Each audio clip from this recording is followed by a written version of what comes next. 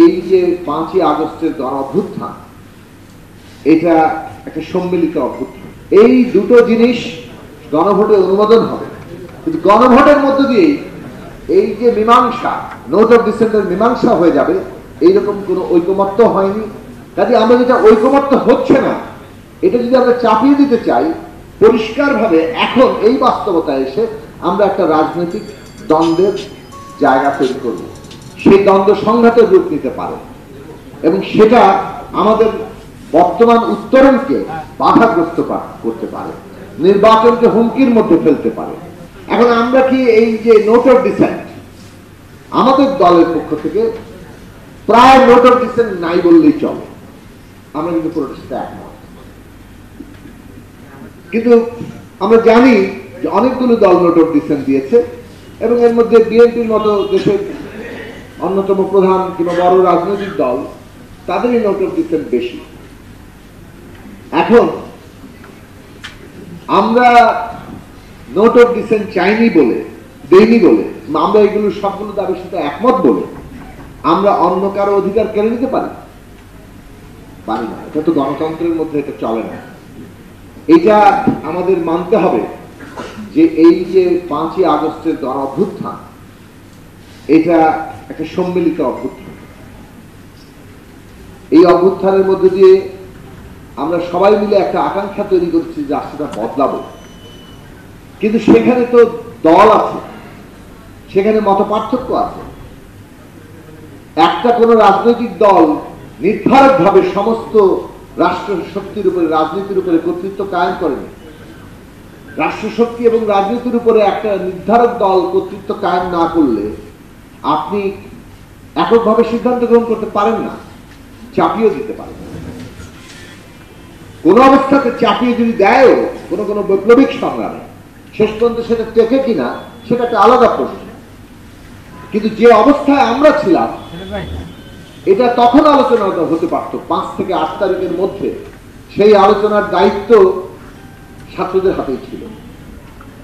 রাজনৈতিক দলগুলো সিদ্ধান্ত নিয়ে ছাত্রদের হাতে দিয়েছে এবং তাদের দায়িত্ব ছিল সকলের সাথে কথা বলার।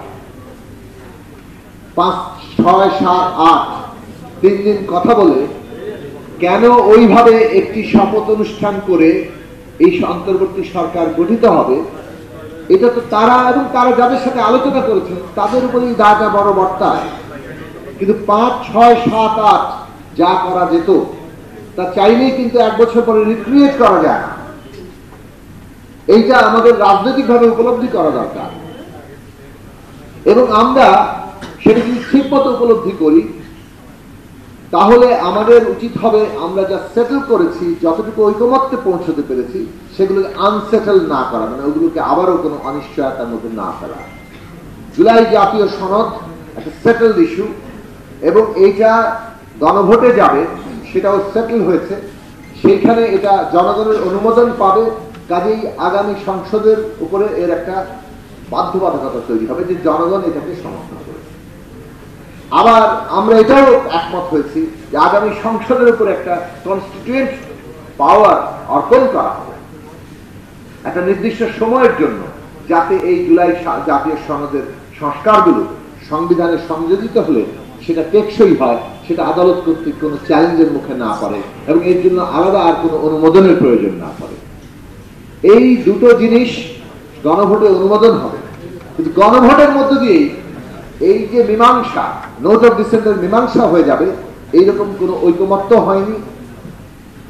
কাজে আমরা যেটা ঐকমত্য হচ্ছে না, এটা যদি আমরা চাপিয়ে দিতে চাই, পরিষ্কারভাবে এখন এই বাস্তবতায় এসে আমরা একটা রাজনৈতিক দ্বন্দ্বের জায়গা তৈরি করব।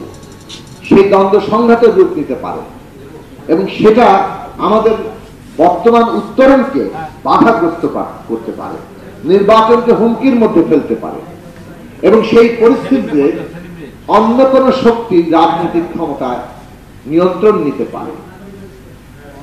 এই প্রশ্নগুলো কেবল আশঙ্কা নয়, ভয় দেখিয়ে কোন একটা কিছুর মধ্যে আমাদের ঢুকে যেতে হবে সেটার প্রশ্ন নয়।